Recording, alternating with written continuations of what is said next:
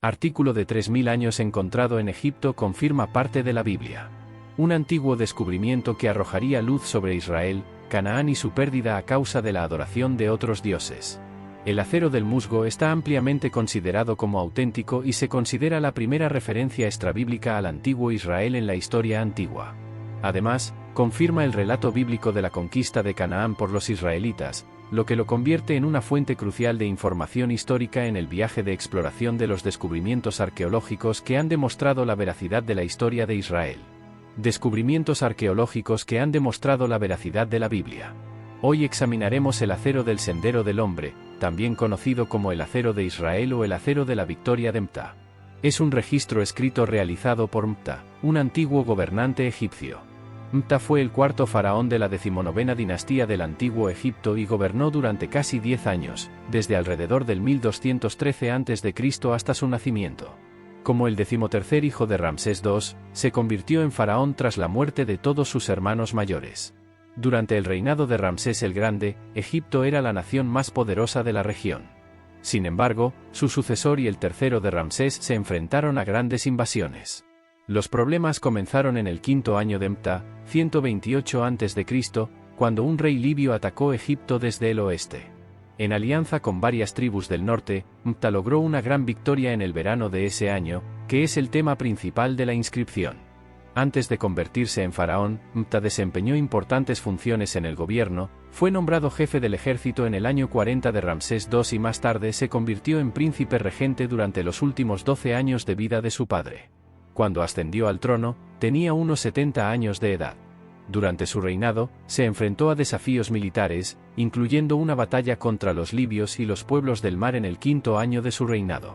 Esta victoria se detalla en inscripciones en un poema sobre el acero de Manta que menciona la supuesta destrucción total de Israel en un campo Ain antes de su quinto año. Mta murió como un hombre de edad avanzada que sufre de artritis y aterosclerosis.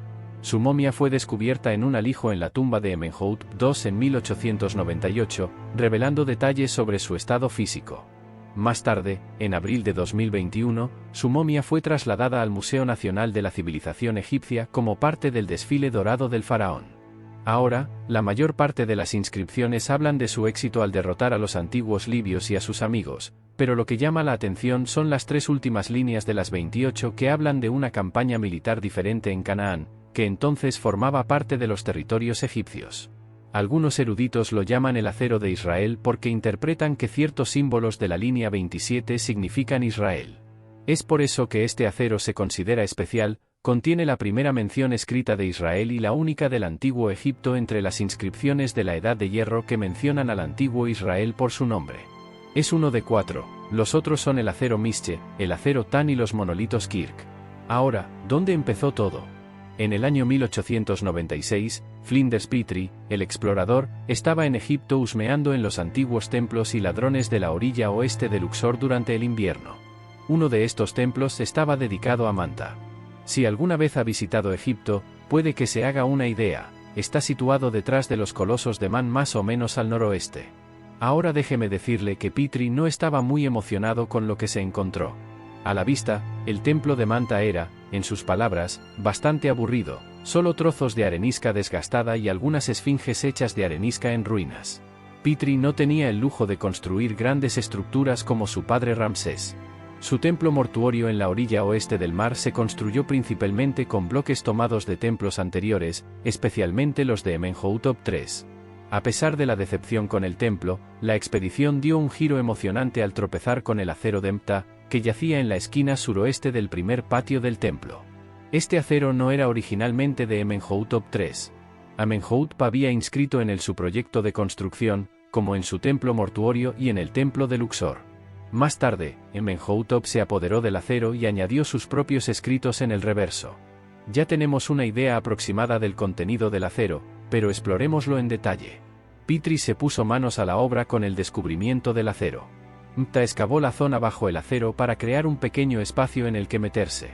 En su cuaderno, habló de la larga inscripción de Umpra en el otro lado del acero, pero aún no la había mirado de cerca porque solo se puede ver a unos centímetros de la nariz cuando se está tumbado.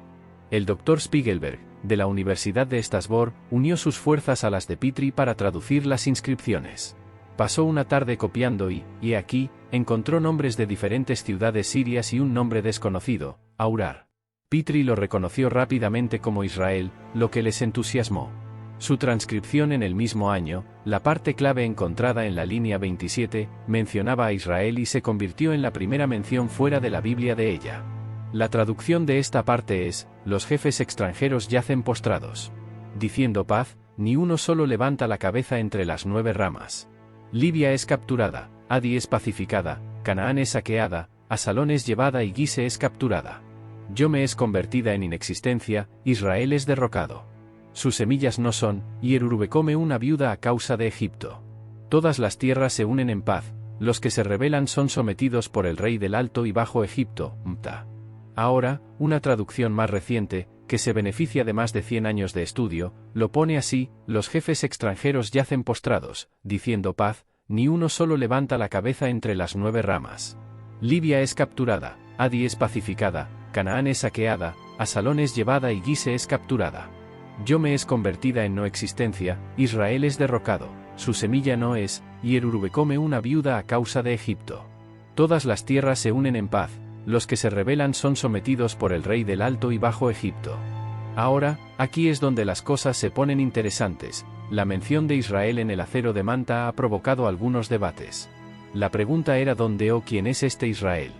A diferencia de otros nombres como Canaán, Asalón, Gise, Yome y Erurub, Israel se da el determinativo de pueblo, no el determinativo de lugar. Esto significa que la persona que escribió esta inscripción pensó que Israel era un pueblo. Petrie lo explicaba así en 1896, el nombre aquí es el del pueblo de Israel, no el de la ciudad de Yesriel, como demuestra la escritura con S y no con Z, y el hecho de que se refiera expresamente a un pueblo, a diferencia de los otros nombres, que se refieren a lugares. Los eruditos siguen estando de acuerdo en que el determinativo utilizado para Israel en el Stili indica que se trata de un grupo de personas y no de un lugar concreto. Ahora que conocemos el contenido y el contexto del Stili, veamos cómo demuestra la verdad de la Biblia. El descubrimiento del Stili del Amta añade cierto peso a ciertas partes del Stili. Menciona a Israel, mostrando que al menos algún grupo o lugar con ese nombre existió en la antigüedad. Esto se alinea con ciertos relatos bíblicos que hablan de Israel. Los eruditos señalan que según el Stili, Israel se consideraba tan importante como otras ciudades poderosas de la región. Esto apoya la idea de que Israel era una entidad estable durante la Edad de Bronce tardía en Canaán y los pasajes bíblicos que se centran en su importancia. Egipto y los israelitas. ¿Cómo es que los egipcios derrotaron a los israelitas después del éxodo de Egipto? Israel se encontró en numerosas ocasiones adorando a otros dioses. Un ejemplo de ello es Jueces 10, 6, entonces los israelitas volvieron a hacer lo que era malo a los ojos del Señor, sirvieron a los Baales, las deidades femeninas de Astoret, los dioses de Aram, Siria, los dioses de Sidón, los dioses de Moab, los dioses de los amonitas y los dioses de los filisteos, abandonaron al Señor y no le sirvieron. La frase, hicieron lo que era malo a los ojos del Señor, aparece 7 veces en el libro de los Jueces. Esta frase subraya que la mala conducta de los israelitas era aún más grave porque se cometía en presencia de Dios. Por ejemplo, cometer adulterio ya se considera malo, pero es aún más grave cometer adulterio en presencia de Dios. El pecado de Israel fue que adoraron a otros dioses. En la Biblia, hay 7 dioses étnicos y nacionales diferentes que Israel siguió en la idolatría. Israel se sintió atraído por estos otros dioses no por la belleza de la imagen de un ídolo, sino por lo que se asociaba con la deidad pagana. Por ejemplo, Vale, el dios del tiempo, se asociaba con el éxito financiero. El culto de Israel a los dioses vecinos es un recordatorio de que el pueblo de Dios a menudo corre el peligro de adorar lo que el mundo adora. Ellos abandonaron al Señor y no le sirvieron.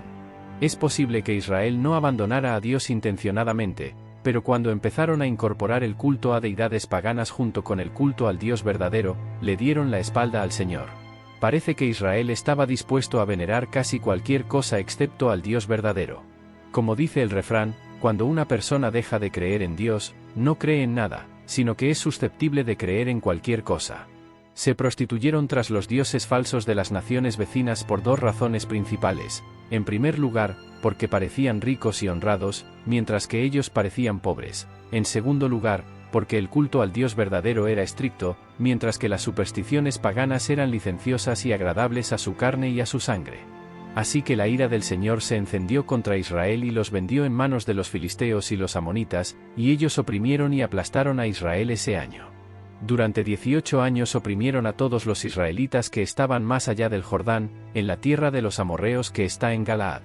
Los amonitas cruzaron el Jordán para luchar contra Judá, Benjamín y la casa de Efraín, de modo que Israel se vio muy afligido. Si Israel deseaba adorar a los dioses de los filisteos y los amerites, Dios se lo permitía vendiéndolos en servidumbre. Acosaron y oprimieron a los hijos de Israel. Israel nunca fue bendecido cuando sirvieron a otros dioses, más bien fueron acosados y oprimidos severamente afligidos. Sin embargo, Dios les dio lo que querían. ¿Quién era Baal? Baal era el nombre del dios que era adorado en toda Canaán y Fenicia en la antigüedad. Durante el período de los jueces, la práctica de la adoración a Baal entró en la vida religiosa judía. Jueces capítulo 3, 7 dice: los israelitas hicieron el mal a los ojos del Señor, se olvidaron del Señor su Dios y sirvieron a los Baales y a los Aseres. La práctica del culto a los Baal se generalizó en Israel durante el reinado de Ageb. El plural de la palabra Baals es Balum, que significa Señor.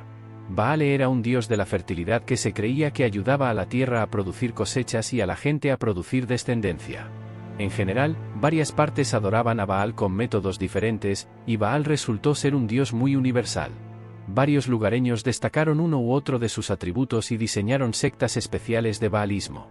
Baal de Peor, como vemos en Números 25, 3, y Baal Berit, como vemos en Jueces 8 y 33, son dos ejemplos de tales deidades localizadas. Números 25, 3 dice: de esta manera, Israel se unió al culto de Baal de Peor, provocando que la ira del Señor ardiera contra su pueblo. Jueces 8 y 33 dice: tan pronto como murió Gedeón, los israelitas volvieron a prostituirse a los Baales e instituyeron a Baal Berit como su dios. La palabra Baal aparece con poca frecuencia en el Antiguo Testamento como nombre personal. La etimología de la palabra muestra que Baal se consideraba como el propietario de un lugar determinado, limitando así su uso a individuos que ya no eran nómadas, sino que se habían establecido. Se creía que estos Baals locales estaban a cargo de las criaturas de la agricultura y de la fertilidad de la humanidad, por lo que era crucial ganarse su favor, especialmente en un lugar como Pal, donde hay pocos arroyos o manantiales naturales y la lluvia es impredecible. Sin embargo, no quisieron escuchar a sus jueces, sino que jugaron a la ramera con otros dioses y se inclinaron ante ellos. Se apartaron rápidamente del camino por el que anduvieron sus padres y obedeciendo los mandamientos del Señor, no lo hicieron. Amós 2, 7 dice: jadean tras el polvo de la tierra, que está sobre la cabeza de los pobres, y pervierten el camino de los humildes. Un hombre y su padre entran en la misma muchacha para profanar mi santo nombre. Jeremías 7, 9 dice: robaréis, asesinaréis, cometeréis adulterio, juraréis en falso, quemaréis incienso a Baal y caminaréis en pos de otros dioses que no conocéis. El uso más significativo del título en el Antiguo Testamento es su referencia al gran dios activo del panteón cananeo, una equiparación con Adad, el dios amorreo, cuya naturaleza y funciones eran casi idénticas. Parece claro que Baal finalmente ascendió a la posición de deidad preeminente en la región. Parte de este proceso, según algunos investigadores, se remonta a las escrituras ugaríticas. Baal es identificado como el hijo de Dagón, otra deidad amerite, posiblemente un dios orgánico de la vegetación, en lugar de él, que fue sin duda la cabeza original de los dioses cananeos. En Ras Shamra, el antiguo sitio ugarítico, los templos a Enlil se representaban a Baal con un casco adornado con cuernos de toro, símbolo de fuerza y fertilidad. En una mano sostenía un garrote o una maza, que probablemente represente el trueno, y en la otra una lanza adornada con hojas, que posiblemente represente el rayo y la vegetación en las escrituras arameas. Baal está representado estrujando un toro, lo que puede estar relacionado con las imágenes de los becerros de Aarón y Jereboam, y que probablemente se utilizaban como pedestales para el invisible Yahvé. Enat, a la que se hace referencia eufemísticamente como la Virgen, era la esposa y hermana de Baal y compartió muchas de sus escapadas. Hay pruebas de que Baal y otras divinidades keneníes eran adoradas en Egipto, pero sin llegar a constituir una seria amenaza para la religión egipcia nativa.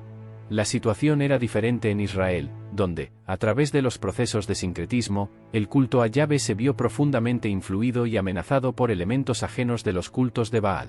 Aquí tienes el texto corregido y con las comas añadidas. Esto se debió a dos factores principales. En primer lugar, los israelitas no expulsaron a los cananeos, sino que se casaron con ellos, lo que planteó el problema de la interrelación entre Yahvé y Baal. En segundo lugar, Yahvé había dado a Israel una victoria considerable sobre los cananeos y su supremacía era incuestionable. Baal era considerado el más poderoso de todos los dioses, eclipsando a Ele, a quien se considera más bien débil y poco eficaz en diversas batallas. Baal derrotó a Yam, el dios del mar, y a Mot, el dios de la muerte en el inframundo. También lo adoraban como un dios de la fertilidad que proporcionaba hijos. El culto a Baal estaba arraigado en la sensualidad e incluía la prostitución ritual en los templos.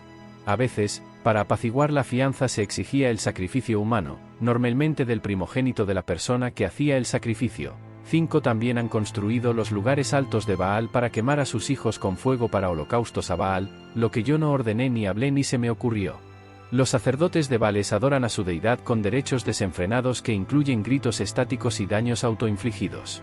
Primeros Reyes 18:2 Así que los profetas oraron más fuerte y se cortaron con cuchillos y puñales, según el ritual, hasta que la sangre corrió. Antes de que los hebreos entraran en la tierra prometida, el Señor Dios advirtió contra glorificar a los dioses de Canaán, pero Israel se inclinó al idolismo de todos modos. Deuteronomio 6:14-15 No iréis en pos de otros dioses, de los dioses de los pueblos que os rodean, porque el Señor tu Dios es un Dios celoso entre vosotros, no sea que la ira del Señor tu Dios se encienda contra ti y te destruya de la faz de la tierra. Profeta Elías durante el reinado de Acab y Jezabel en el apogeo de Baal. El culto a Baal en Israel. Dios se enfrentó directamente al paganismo a través de su profeta Elías. Primero Dios demostró que no controlaba la lluvia enviando una sequía que duró 3 años y medio. Los Baals del Antiguo Testamento no eran más que demonios que se hacían pasar por su Dios y toda idolatría es en última instancia culto al diablo. 1 Corintios 10:20 No insinúo que lo que los paganos sacrificaban lo ofrecían a los demonios y no a Dios, no quiero que seáis partícipes con los demonios. Jueces 10:10-14 Entonces los israelitas clamaron al Señor por ayuda, diciendo, hemos pecado contra ti porque hemos abandonado, rechazado a nuestro Dios y hemos servido a los Baales. El Señor dijo a los israelitas, ¿acaso no os rescaté de los egipcios, los amorreos, los amonitas y los filisteos también, cuando los sidonios, los amalitas y los maites los oprimieron y aplastaron?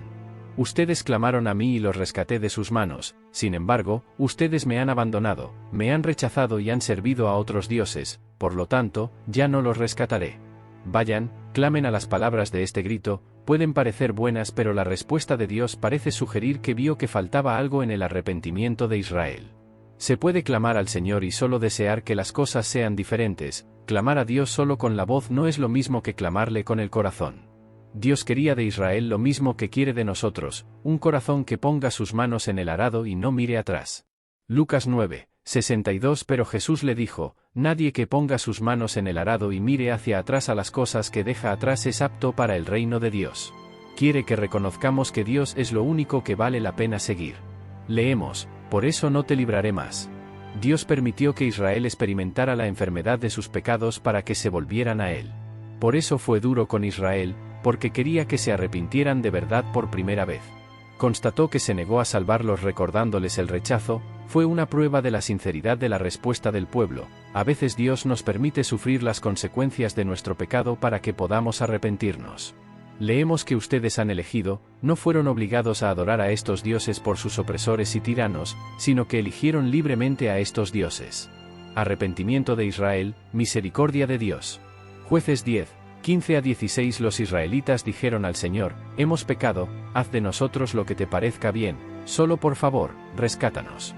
Este día quitaron a los dioses extranjeros de entre ellos y sirvieron al Señor, y él no pudo soportar más la miseria de Israel. Leímos, haz de nosotros lo que te parezca mejor, esto indica que Israel llegó a un lugar de total rendición a Dios. La oración que nos sale más natural es, haz de mí lo que te parezca mejor. El cambio de corazón significó que este periodo de aflicción finalmente afectó a Israel de una buena manera. Israel ha terminado por arrepentirse.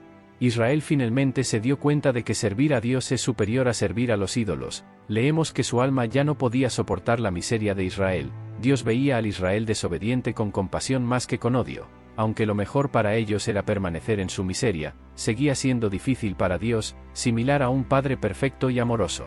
A Dios no le gustaba ver sufrir a Israel, incluso cuando era lo mejor para ellos, deseaba rescatarlos, pero esperó hasta que fuera el momento más ventajoso para hacerlo. El término hebreo significa que Dios estaba dispuesto a rescatarlos. Dios se entristece por el sufrimiento que experimentan sus criaturas como resultado de sus propios pecados. Esto es verdaderamente extraordinario y debería llenarnos de asombro y maravilla. Aún más asombroso es el hecho de que el amor y la compasión de Dios le hayan llevado a visitar y redimir un mundo que estaba perdido. Alégrense, se entristeció no de forma personal, ya que Dios es infinitamente feliz, sino figuradamente, compadeciéndose de su sufrimiento. Ahora se aflige por ustedes, si se apartan de sus pecados, les ayudará. Así que en el mundo de la arqueología, cada descubrimiento tiene el potencial de influir en nuestra comprensión del pasado y de la humanidad. Oremos, querido Padre Celestial, hoy me presento humildemente ante ti para pedirte sabiduría y discernimiento. Concédeme la capacidad de comprender e interpretar las situaciones con una mente clara y compasión de corazón.